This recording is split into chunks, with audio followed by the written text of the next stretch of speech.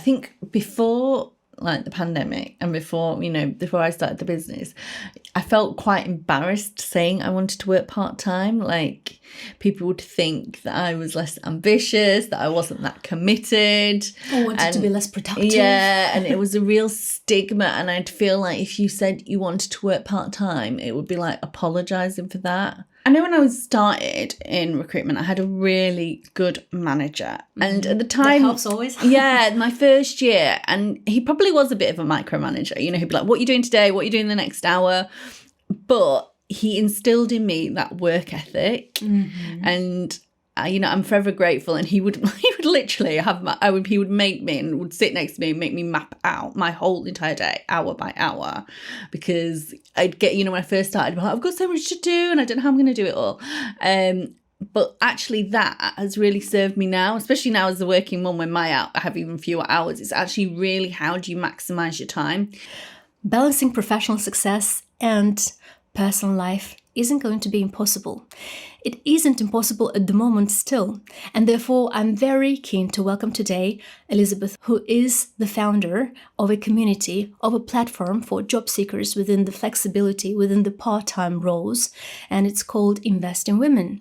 Welcome, Elizabeth. Thank you so much for having me. It's a real pleasure to be here. Likewise, I thought that when I've started to consume your content online, you're spot on when it comes to leveraging the opportunities within the flexible working environment and the part-time working environment. Therefore, when it comes to delving that a little bit more into details, what do you think is the core element of making people think about that more these days as an option, as opposed to before, when I presume we were all in the right mood of taking on the opportunities that were there and not necessarily asking for some filters such as, I want a flexible, or I want a remote, or a part-time. What do you think might have been the key elements that have shifted the behaviours? I think the big one was probably the pandemic, because everybody that was working in an office, 9 to 5, Monday to Friday in an office, suddenly overnight were working from home, and working from home, probably working more flexibly as well, and were able to show to their bosses, to their employers, that they could still do their job, perfectly well from home. And then there's been that resistance since, where some employers, obviously not all of them, some employers completely closed offices, but some, have, now wanting their employees back into the office. And it's that conflict that we see a lot between employers and employees about how they think they can best do their work. So you're opening up some nice topics here. One of the key one being the educational element of how to help the both understand the need of that as a transition, as a term. But before we go into that, because that's the reason why I wanted to give a little bit of flavor into the topic, hence why, let's introduce that part. But other than that, let's talk a little bit about yourself, Elizabeth. I know you're a mummy of two, of two girls, Emily and Annabelle, and you've also got a Labradoodle. And obviously you are a working mom yourself. Pandemic would have had that impact on you too during those times. How would you describe yourself in 3 key words as part of your transitioning from then and now, of who you've become now? I've completely changed, to be honest, since running my own business. I don't think my old colleagues would recognise me, because we were talking, weren't we, before we hit record, about, I was like you, very heads down. If someone said, can you stay late? I would have stayed late and I wouldn't question it. I might have resented it deep down, but I've definitely become a lot more confident since having children and running my own business. I like to think of myself now, as an entrepreneur. And that's something I really enjoy, is running a business. And actually something I really lean into is, those efficiencies, being productive, looking at ways, we're going to come on to this, like automation, and how to create, a business that's lean but successful. Excellent traits you've mentioned. Thank you so much, Elizabeth. So you mentioned productivity, you've mentioned the entrepreneur mindset as well alongside. And at the same time, I presume the part of you being very well organized, being a mummy, you kind of have to be disciplined along the side. But let's also go into the period when you were becoming you. And that's one of the questions that I dearly hold to, because it allows us to understand the person and the background a little bit more into details, and the context as well. So do you think think you ending up working in recruitment and dedicating pretty much a big portion of your life to this career in recruitment? You've been doing this for 17 years now. My whole career has been in recruitment. So I joined the recruitment industry when I was 22. 22, bless you. And I haven't really done anything else, Similar really. timing to me, actually. Yeah, when I joined my career, timing, and I think it's the right timing to actually start something new and tap into a given industry. But were there any particular moments, or were there any particular guiding, either mentors or anything that might have stirred up that interest in the recruitment industry itself for you? How did you end up doing what you do? I ended up in recruitment because I didn't really know what recruitment was, but it was my final year at university. I'd done events management at university. I'd gone to university. My mum and dad was like, it was before horrendous tuition fees, so they probably might not have had this same attitude then. But at the time, it was very minimal tuition fees. They hadn't been introduced. Had been introduced, but it was like £1,000 a year. So they were like, you need to go to uni, you'll have a great time. What do you enjoy doing? And at 17, I hadn't really enjoyed school. School was not something I had enjoyed. And I was like, I like going out. I just like partying. So I'm going to do events management. And do you know the wedding planner with Jennifer Lopez? That film was out at the time. I was like, I'm going to be like a celebrity wedding planner. So I went to do events management. Motivation there for sure. So I went and did events management at university. It was nothing like the Jennifer Lopez film. It was all like risk assessment and health and safety. And I was like, stuck it out. I did it. And I was like, this is boring. And it did put me off doing events management. And it was the final year of university. And, you know, there was a website called the Milk Round. I think it resonates, Yeah. I don't know if it's still going, but it was for graduate jobs. And I looked on there and it was come and work in the city. And I kind of wanted to work in a bank because I was actually really motivated by money. I was like, I just want to earn a lot of money. Fair enough. Yeah. And it was like, you can earn £30,000 a year. I mean, that's on target earnings, but I was like, that sounds like a lot of money. Yeah, I'll apply. And then I went to the assessment day and just loved it. I loved all the people I met. I loved the sound of the job. And then I started applying for other recruitment roles. Then I got the job, and I literally, the buzz of that office, particularly because I joined before Lehman Brothers crashed, and then Lehman Brothers crashed, and then the office felt like the energy levels dropped. Plummeted as well. But I loved that first year in recruitment. I've never ever experienced buzz like that. So it kind of lights you up, you know, warms you up. And I have really fond memories. Just the friends I met, people, you know, I enjoyed that year much more than I enjoyed university. See, would that surprise you in a sense that, you know, uni is probably there to give us some theoretical advice and, you know, and then your actual world, you've managed to pass on the university timings, and now you're in the flavor of actually doing things. And you're earning money. And I was in the city, and you were surrounded by all these glamorous offices and meeting really what I thought were glamorous people, and the people I was, you know, working with, because I from Yorkshire, they became like family. We'd go out all the time, and it was just, I just loved it. It was brilliant. So it was meant for you, I would have thought. I mean, judging by your reaction, we've not talked much about the job. We talked about the social aspect, but and the job, I really enjoyed the job. I really enjoyed meeting the clients, the candidates, the placing, the matching. I did enjoy the buzz of the sales, because recruitment, I think people forget, but recruitment is a sales job in an agency. Absolutely. Yeah. And I actually really enjoyed the sales. I got a real thrill from it. How exciting. Do you think recruitment industry in itself, it's similar still to what you used to experience at the time? I think so. I left a recruitment agency in 2015. And we'd moved to a more corporate office. It did feel slightly quieter, and the buzz had gone. It wasn't quite as cowboy-esque as it had been. It had definitely become a little bit more corporate, but I mean, it is still a sales job. I see. Yeah. And definitely the value of recruitment as an industry is not going to disappear in time. No, because particularly for hard to fill roles, you know, a lot.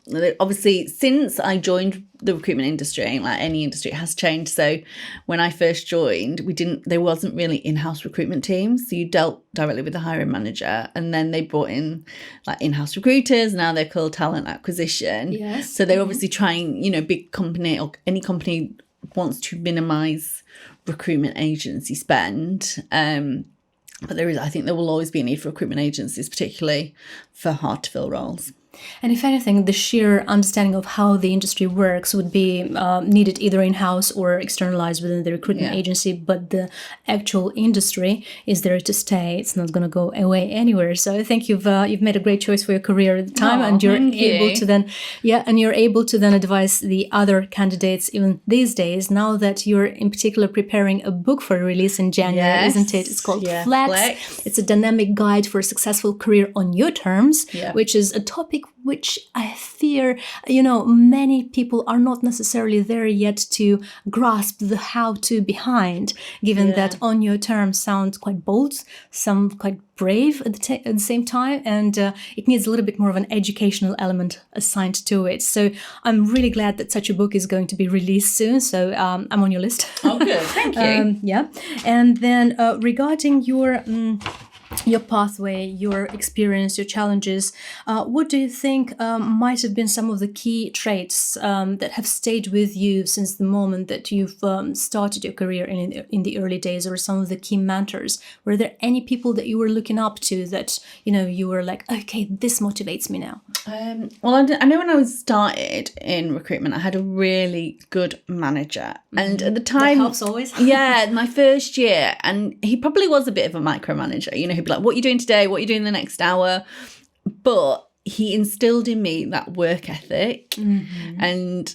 I'm forever grateful, and he would literally he would make me and would sit next to me and make me map out my whole entire day, hour by hour, because I'd get, when I first started, I'd be like, I've got so much to do and I don't know how I'm going to do it all. But actually that has really served me now, especially now as a working mum when I have even fewer hours. It's actually really, how do you maximise your time? How do you decide what's important? What do you prioritise? So I'm really pleased that I had him. And since then, launching my business, I had a business coach that, I know my business wouldn't be here if it wasn't for her. She really taught me, what was important really when starting a business. Would help me with the legal things, but also actually what's important to clients and employers. I think I was a bit fluffy. I was like, they're just going to use me because they want to hire more women. She's like, well, yeah, but they're going to use you. They want to fill their roles. They're not just going to use you just to make themselves look good. So, and sort of that thing as well has really stuck with me. I've listened to loads of podcasts, business podcasts. I've read so many business books. As well as along the way, and I follow a lot of inspirational people online. I love Dragon's Den. There you go. I was just about to ask you to give me a couple of examples. That's usually the question that I'm asking my guests to share, in terms of what have they read that stuck with them, or what they have listened to that stuck with them. Is there anything in particular? I think some things that I've stuck with me, and what's in the book is, I think it's the sense that people don't know what they want, and that's what I find, because I do career coaching now. I speak to so many people that just hate their job, but they don't know what they want and really why they hate it, and it's they've been forced into something from a young age and have just ended up, and then people get trapped by it because they need to pay the mortgage, etc. So actually, I think it's so important for people, if they've got children, I know I'm going to do this with my children, is actually you can do like loads of strengths-based testing, values-based testing, because everybody's different and everybody has different strengths and skills. So I did the Gallup strengths test really early on in my entrepreneurial journey, and it was like, what am I actually good at? And then it's, what you're not good at, you don't worry about it. You're no point trying to get better at something. If you're amazing at something, lean into the thing you're amazing at. So, for example, Einstein is obviously amazing at science. Don't know what he was like at English. He'd have wasted time trying to improve his writing. He might as well just carried on leaning into that science and delegated, the writing up or whatever to somebody else. And I think that's really stuck with me. And I read something similar in Stephen Bartlett's book, _Odiary of a CEO, and he interviewed Richard Branson, who admitted he wasn't very good at numbers, but he's hired brilliant accountants that help him understand the numbers, and he's better at the visionary, maybe the client relationships. So it's actually leaning in, identifying what you're good at, leaning into that, and then whether that's in business or picking a career that complements that as well, and you'll be so much happier in your job. I think people are happier if they are good at something. How interesting. I Can definitely resonate with that part. I feel that this is, if anything, one of the starting points in order to determine your, your abilities, your competences, right? Yeah. Something that you could do easier and without too much effort if it's not your natural pathway, if anything. Yeah. But how do you marry that up with their passions, with something that, they might feel motivated by, even though it's not their natural trait? I don't know, because I feel my experience that people are passionate about something that they tend to be quite good at. Okay. I just think my daughter, she loves drawing. I don't hate drawing, but she would draw for hours. She's obviously passionate about it and she's getting really good at it. And it's also about you're not going to be maybe brilliant at something straight away, like drawing. We'll use her for an example, but she's working at it, she's passionate about it, she's getting better, and then that's something that obviously she's leaning into. So I think it's that as well. I'm reading a book at the moment about mindset, and it's like having the growth mindset or a fixed mindset, and it's actually identifying maybe where some of your talents are, but then leaning into that and knowing that nobody's ever perfect straight away and you still have to develop. How excellent. I love the point of view of trying to lean into your competences, to develop what you feel that you're passionate about at the same time, and then just better knowing yourself, isn't it? It's all about investing a little bit of time into yourself as opposed to what's necessarily up for grabs for you to take on and then get stuck with. You don't need to, obviously, some people might be really passionate about singing. Yeah. They're not necessarily going to be a professional singer. So you don't need to monetize all your habits, but you might enjoy singing, but you might be actually more creative. So there might be some jobs you can do that are creative, and then you can do singing in an evening or whatever. You're reminding me of an excellent example here, 𝗵𝗃𝗽𝗏 Spitz, who came here as a guest. He's the chairman of the Disruptive Futures Institute in San Francisco, and he's talking about AI. He's just released a book about AI and its impact on the future societies.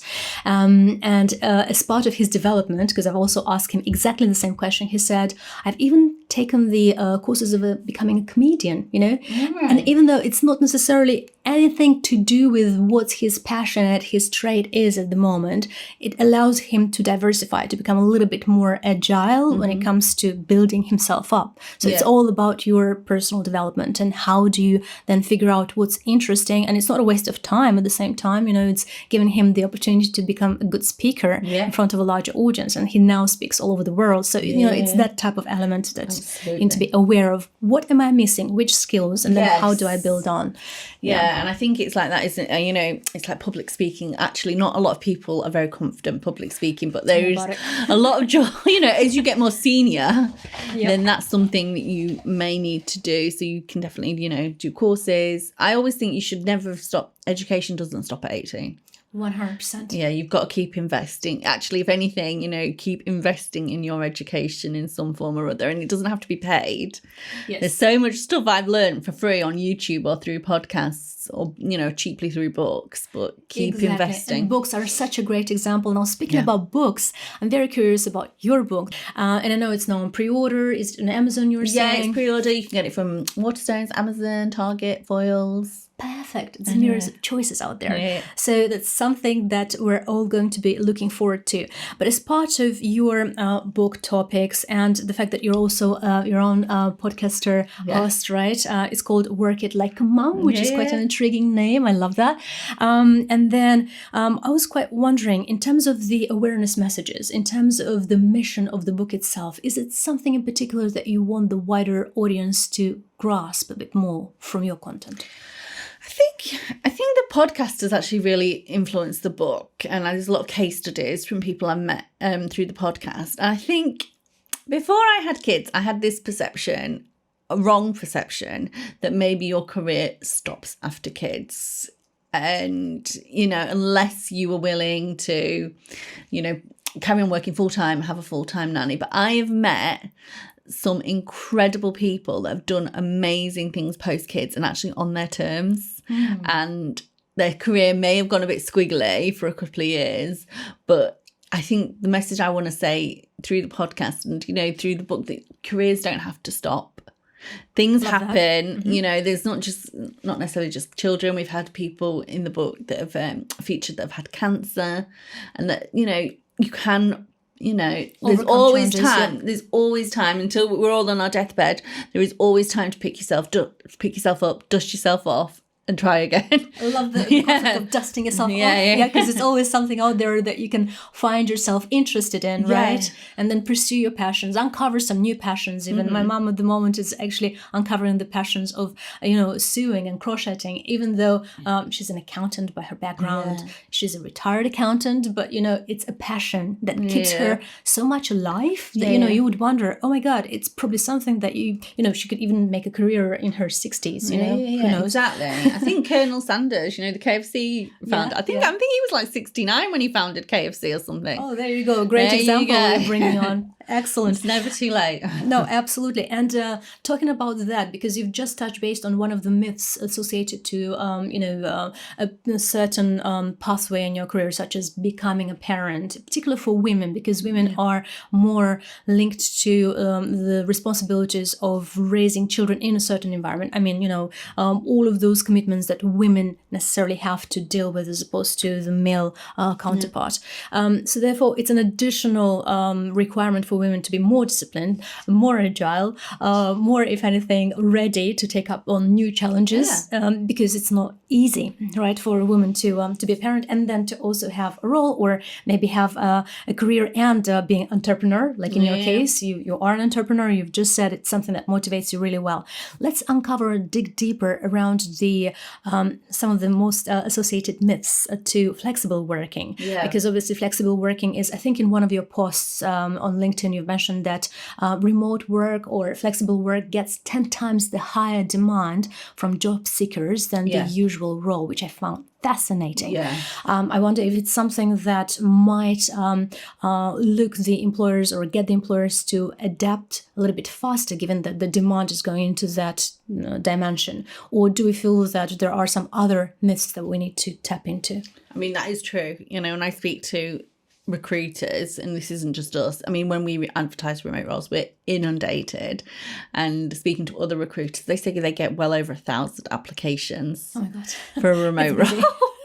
Really busy. So people want remote, and then the more in-person requirements, the harder it is to attract people. And like the full-time now, really, in most office type roles is like 3 days in an office, 2 days from home. That's like the new full-time non-flexible work in a way, which obviously wouldn't have been thought of like that pre-pandemic. So I think, if you're an employer and you're asking people to go back into an office, I think you've got to really consider how much time you expect them to go back into the office, and that will have a huge impact on the retention levels of your current staff. A lot of people, I get so many messages when an office, for example, Boots last asked everybody about a year and a half ago to go back into the office full-time 5 days a week. And then the next day we're getting inundated with people that work from Boots. So it's like a counter effect, isn't it? Yeah, there's a risk. Yeah, you'll lose people. Roles. And then you don't attract the same quality of applications either. Like the remote roles just do so well. They get so many really good candidates. Thank you so much, Michelle. I do appreciate that this tendency is there to stay. It's not yet mainstream, of course, but for it to become a mainstream and for it to be acknowledged a little bit more than, let's say, before, when I suppose pre-pandemic it wasn't even thought of being necessarily that much of an option. I remember with one of my members in the team, we were actually negotiating, okay, which day of the week would you like to get off so that I can take my off, but it would be just one day in a week. We're working from home at the time. So there's this misconception that, things can go back to what they were pre-pandemic from, the perspective of some employers. Whereas in your case, you're dealing with, as you put it, family-friendly employers and those ones that are a little bit more understanding of the element of where the industry is going, I suppose. But how do you think the employers need to be a little bit more educated? Be it, and I'll give you an example. For instance, when it comes to getting yourself a new role, and you really love the job spec, you really love the company. It sounds like even the people who work in that office are lovely people. They want to join their team, but it is a role that's required to be in the office. how can the candidate educate the employer in terms of its own preferences of, I'm there for you, up for grabs, but I also need my preferences to be acknowledged in order to not lose the opportunity, I mean. Yeah, I mean, obviously you can put in a flexible working request. You can put one in now from day one. So the rules have changed, and you can put in one twice a year. And it's the onus is on the employer to explain why the role can't be done flexibly rather than the individual. I think it's always good practice, though, to explain why you think a role could be done flexibly and what the benefit would be to that employer.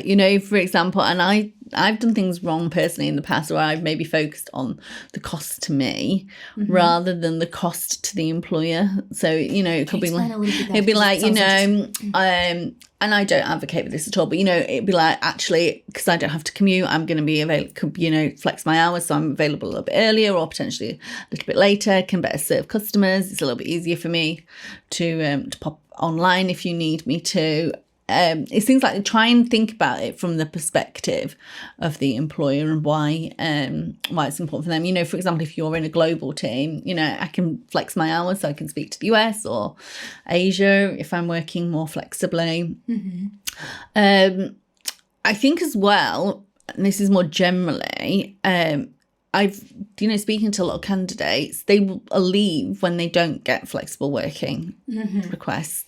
So you're more likely to retain your employee if you can offer some form of flexible working, and they're much more likely, to stay with you as well on the long term, because there is unfortunately a lack of roles advertised as flexible. We know only 3% of roles are advertised as part-time. Is it? Yeah. Oh, okay. So if people get a part-time role, they are much more likely to stay because they know that there is a lack of those roles elsewhere. So, as an employer, you're much more likely to retain those individuals. You're, much more likely to get a better quality applicant as well. If you can recruit all over the UK, you're going to get, you've just got a much wider talent pool to choose from. Absolutely. That's a great benefit, isn't it? Yeah, it's a massive benefit. And also you can save as well on office costs. Even if you're wanting a hybrid, if you don't have to have everybody in the same 5 days a week, you can save on office costs. You can get like a WeWork. There's a lot of benefits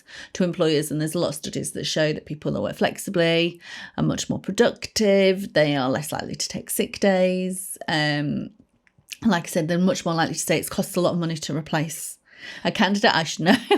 There's some studies that show, it can cost around £30,000. And that's not just the recruitment fee.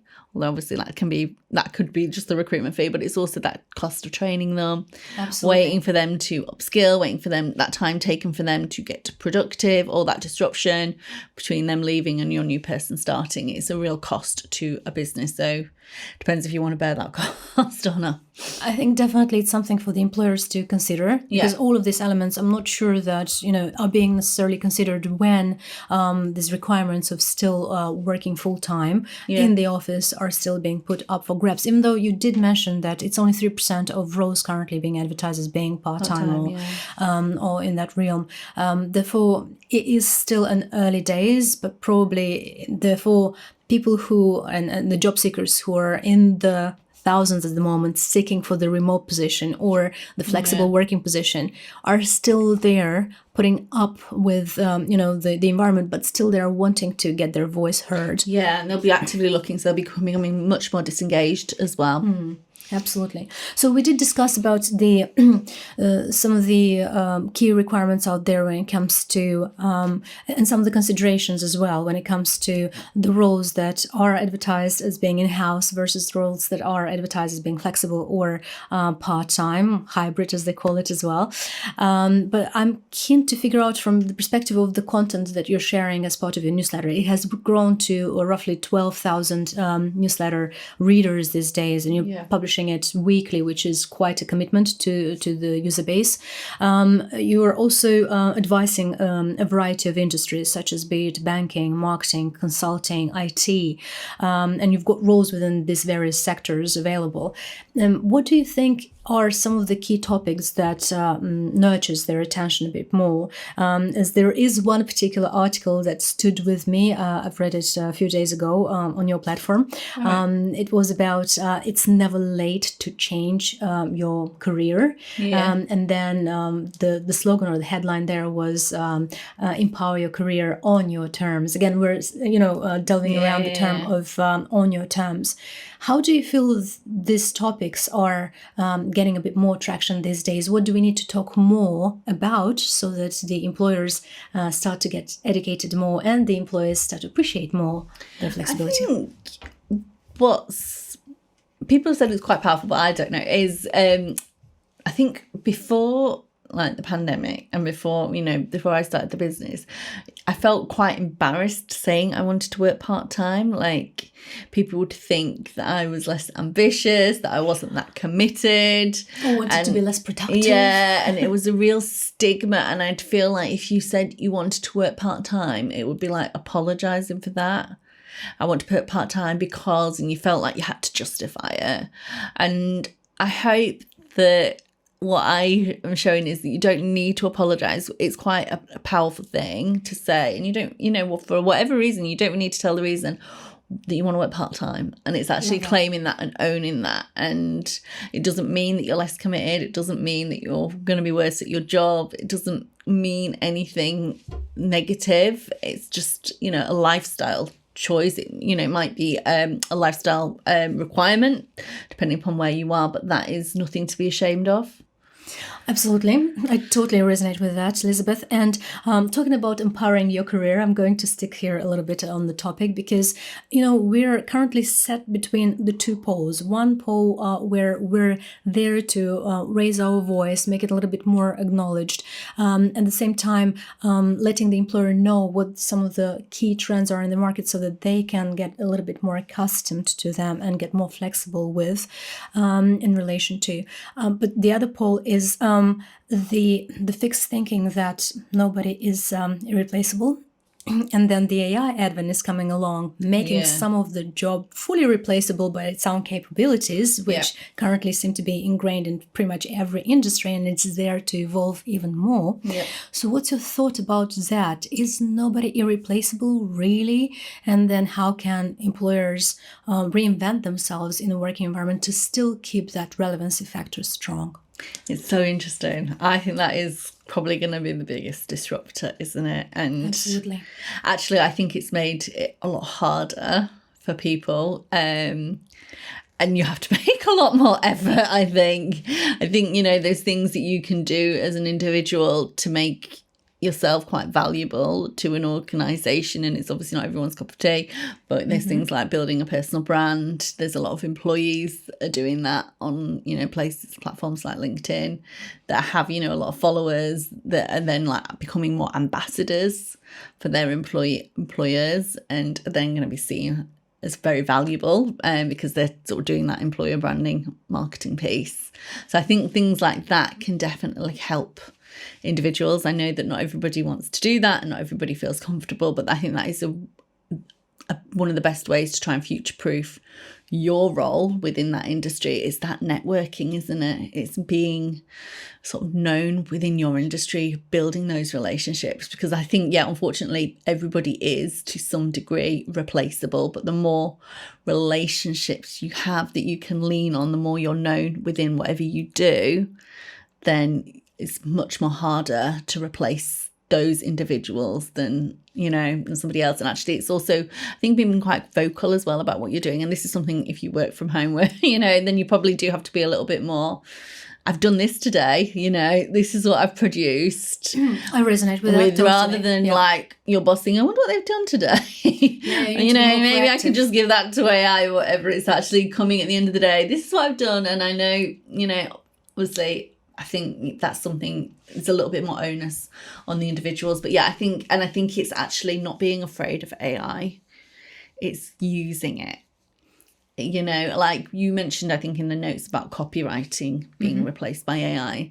I think there'll be a need for less copywriters Totally. Yeah, I can do it. Yeah, let's face it. There'll be less of a need for copywriters, and I think it's actually much harder for those people entering an industry, because a seasoned, experienced copywriter, I think, will always be needed. But maybe rather than leaning on junior copywriters to assist them generating, they'll use AI, and then they'll be presenting, finessing what's been produced by AI. So I think it's all on us as individuals to invest more in our education, ourselves. So for copywriting example, you're going to have to work really hard to be an amazing copywriter.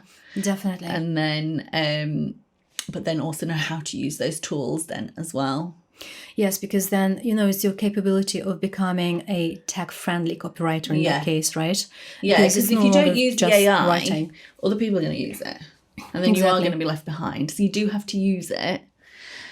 But actually, for example, we do use AI in our business, but we've also used a lot of automation. Yeah.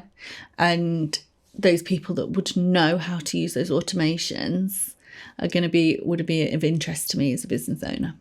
Definitely, and I can see where you're coming from with that.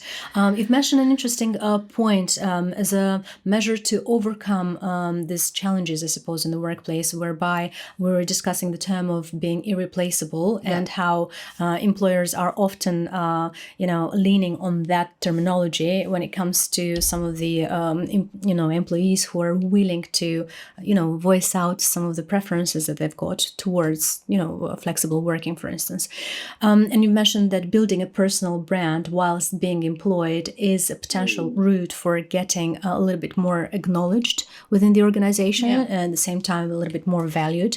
Let's talk a little bit on the flip side coin here. Do you think that building a personal brand could also be a signal to the employers that the employee is becoming a little bit more versatile and perhaps a little bit more gaining a little bit more freedom in order to be then easier moving into potentially other working environment, other brand? Potentially. I'm just thinking there's a lady I follow on LinkedIn. She's called 𝗵𝗃𝗃𝗃, and she works for EY as a recruiter. And she's an example of someone that's built a really strong following. And that type of thing she posts, I can't imagine EY being upset about that at all. She's in recruitment, so a lot of her videos are aimed at employees, but she always references EY. She'll, definitely put a link to their jobs as well. That how you do it? It's how you do it.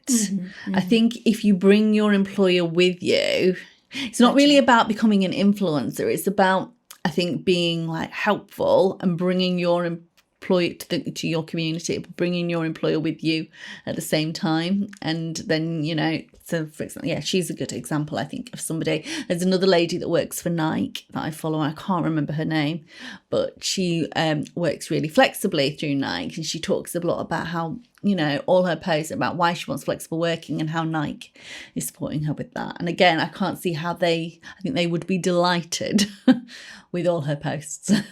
I love that angle. It's also, as again, playing a little bit of a devil's advocate. It could be the case of, they might be bringing along their employer alongside, but it could be also this perception from an outside viewer that it could be a curated content coming from Nike as well, or from, the employer that they're featuring as part of their post. So it's a fine element of, trying to fine tune of which way do you want to go? Is it how authentic you want to be? How authentic you want to be, to which degree do you want to bring along your employer with you, in which occasions, which type of posts. And there's also a topic around when that becomes a fact that the employer is going a little bit more visible from the personal branding perspective.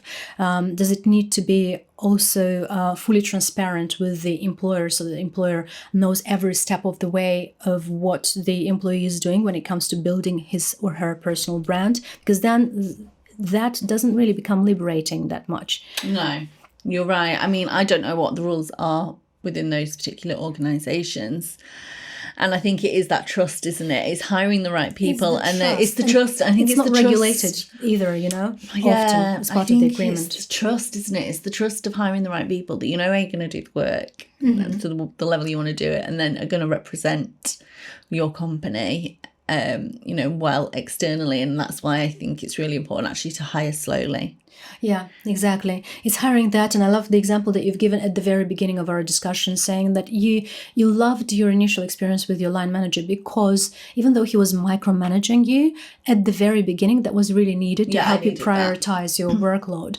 I suppose when we're currently in the transition mode, and that's the core moment when there aren't any particular given rules yet set in stone, right, as to how to regulate the behaviors of either the employer or the employees when we're all facing some changes.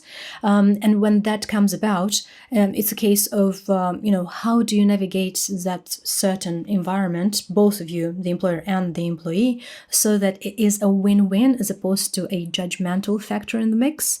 Because ultimately, when there is, as you say, this element of trust, then I suppose it comes about the communication or the element of communication. How do you as an employee train your employer that you are still productive in your role, that you are still valuable and you're bringing in that value? Because I suppose there is that danger there if you're working either flexible or remote, that a lot of what you do might be taken for granted if you're not talking about it.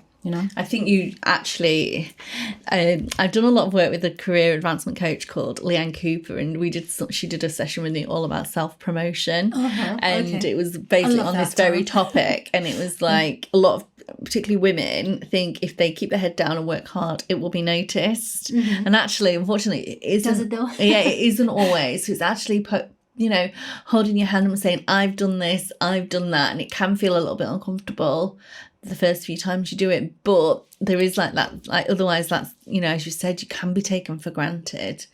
So I think it's actually, being quite loud and proud about what you've produced. Love that. Yeah. Loud and proud. Love that. That should be like a headline for a lot of employees out there. Loud and proud.